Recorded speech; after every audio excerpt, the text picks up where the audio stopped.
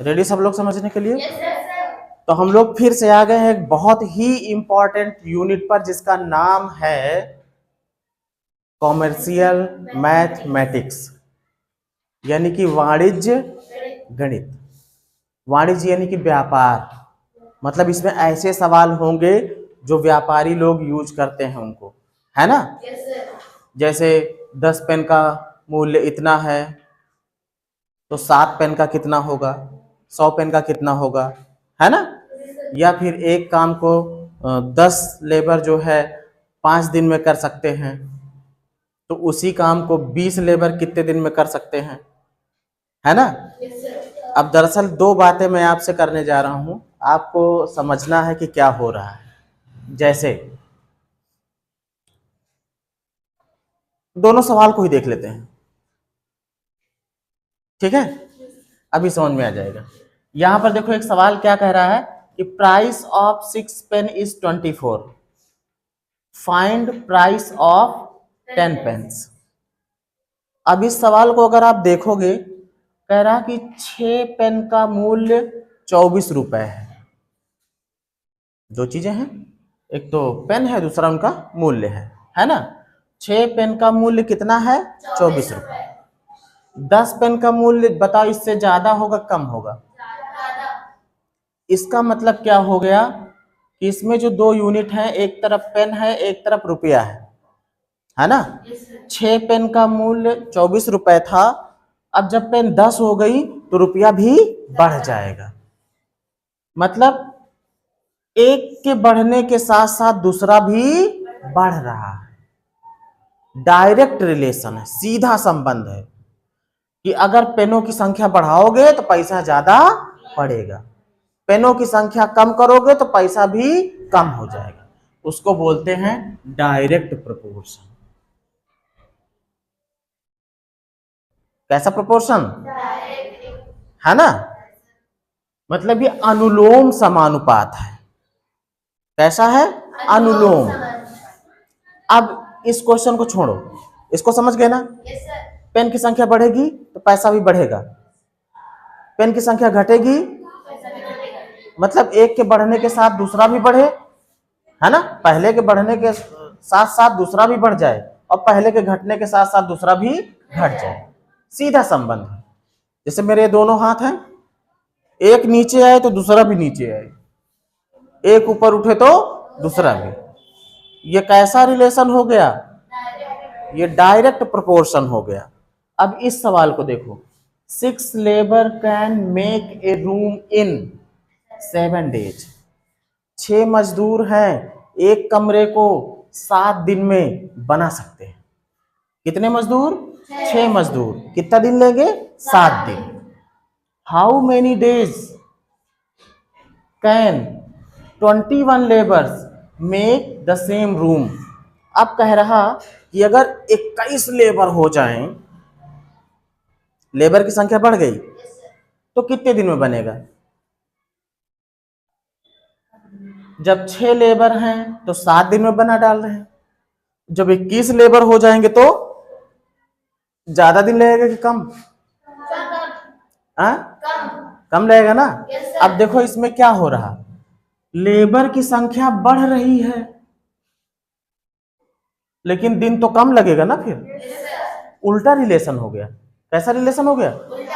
मतलब जब लेबर मान लो 6 थे तो 7 दिन लग रहे थे, अब लेबर की संख्या बढ़ गई, यहां था ऊपर उठ गई, लेकिन जो दिनों की संख्या है वो नहीं ऊपर उठेगी, वो कहां जाएगी? नीचे। तो ये इनवर्स प्रोपोर्शन हो गया। कैसा हो गया? इनवर्स। प्रतिलोम समानुपात, उल्टा संबंध है इसमें, एक के बढ़ने के साथ दूसरा घट जाए, है ना? दो ही यूनिट चल रही है ना? अब ऐसे सवालों को कैसे किया जाता है हम सवाल से ही समझते हैं, करेंगे और देखेंगे पूरा प्रोसेस क्या है। वो आपके क्लास में जैसा दिया गया है मैं वैसा ही बताऊंगा, कोई डायरेक्ट या शॉर्टकट नहीं है, शॉर्टकट अपने आप बन जाता है। आपको ये देखना है कि क्या क्या चीजें हैं इसमें। एक पेंस है और एक रुपए है। आप लिखा करो सीधा, क्या यहां पे लिख दिया हमने? पेंस। दूसरी तरफ क्या? मूल्य या प्राइस। क्या चीज? प्राइस किसमें है? रुपए में, है ना। पेन की जगह पे हम कितना लिखेंगे? 6। 6 पेन का प्राइस कितना था? 24, है ना। फिर अगली बार क्या कह रहा? पेन की संख्या कितनी हो गई? तो पेन की जगह पे क्या लिख दिया? प्राइस की जगह पे निकालना है हमको, नहीं पता, मान लेते हैं कि x है। क्या है? x, ऐसा हमने मान लिया है, ठीक है। अब देखो, ये दिमाग में हमारे ये बात आ जानी चाहिए कि अगर पेनों की संख्या बढ़ी है तो प्राइस बढ़ेगा, मतलब डायरेक्ट प्रोपोर्शन का ये सवाल है, सीधा संबंध रख रहा है कि अगर पेनों की संख्या बढ़ाएगा तो प्राइस ज्यादा हो जाएगा। अब इसमें एरो लगाए जाते हैं। कैसे लगाए जाते हैं? कम से ज्यादा की तरफ, कम से, पेन कम थी, ज्यादा की तरफ एरो लग गया, ये ज्यादा की तरफ गया है। पैसे कम थे, 10 पेन वाला तो ज्यादा ही आएगा, मतलब x जो भी होगा वो ज्यादा ही तो होगा। इसका भी एरो कहाँ को? नीचे को। ये क्या बता रहा है? दोनों के एरो सेम तरफ बता रहा है ना, बता रहा है ना, कि मतलब 6 पेन थी, 10 पेन हुई, अब 24 रुपए थे, अब इससे ज्यादा ही होंगे रुपए, है ना, जो भी होंगे। अब कैसे इसको प्रोपोर्शन में लिखा जाता है? पूंछ से सिर की ओर, हेड टू, मतलब टेल टू हेड। पहले इसको लिखेंगे 6, रेशियो लगाएंगे, किसको लिखेंगे? 10 को लिखेंगे। फिर इसके बाद प्रोपोर्शन एक बार लगाते हैं, फिर नहीं तो बराबर लगा कर देंगे। इसमें कैसे लिखेंगे? 24 रेशियो x। अब इसको हम बदलते हैं रूप, ये लिखा जाएगा 6/10, यहाँ पे कर देंगे बराबर, यहाँ लिखेंगे 24/x। अब कुछ नहीं करना, इसका इधर गुणा, इसका इधर गुणा, कुछ नया नहीं कर रहा हूं मैं। जो इधर भाग में इधर चला गया गुणा होने में, जो इधर भाग में हो उधर चला गया गुणा होने में, है ना। तो ये इधर गुणा होगा तो हो जाएगा 6x इज इक्वल, ये इधर गुणा होने जाएगा तो 240। वेरी गुड, ये हुआ। हमको तो x चाहिए, 6 इधर मल्टीप्लाई में है ना, इधर आएगा तो 240/6, 6 और 6 0 जा, x की वैल्यू कितनी आई? 40। इसका मतलब जो 10 पेन का जो प्राइस होगा वो कितना हो जाएगा? 40 रुपीज। तो आंसर में लिख दोगे प्राइस विल बी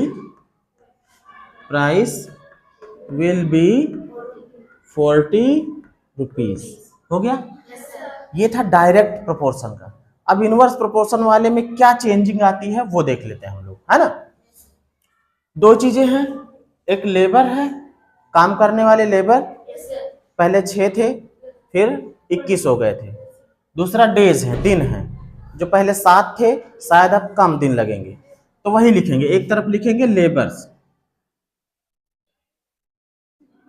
एक तरफ क्या लिखेंगे? नंबर ऑफ डेज, है ना, या सिर्फ डेज लिख देते हैं, ठीक है। पहले कितने लेबर्स थे? 6। दिन कितने लगे थे? 7 दिन लगे थे, ठीक है। अब की बार लेबर कितने हो गए? 21। दिन कितने लगेंगे? पता नहीं, पता नहीं, मान लेते हैं x, ये हमने लेट कर लिया। अब बारी किसकी है? तीर लगाने की, एरो लगाने की। पहले कम लेबर थी, बाद में तो कम से ज्यादा की तरफ इसका तीर लग गया। इन दोनों में कौन कम है कौन ज्यादा है? 7 ज्यादा है, x कम है। क्यों? क्योंकि जब 6 लेबर थे तो 7 दिन लगते थे, अब 21 लेबर हो गए हैं, जाहिर सी बात है कम समय लगेगा, जल्दी कर डालेंगे काम को, है ना। तो इसका मतलब ये कम है, मतलब ये कम है और ये क्या है? ज्यादा, तो कम से ज्यादा की तरफ इसका तीर नीचे को, इसका ऊपर। बता दिया कौन सा प्रोपोर्शन है? Inverse proportion.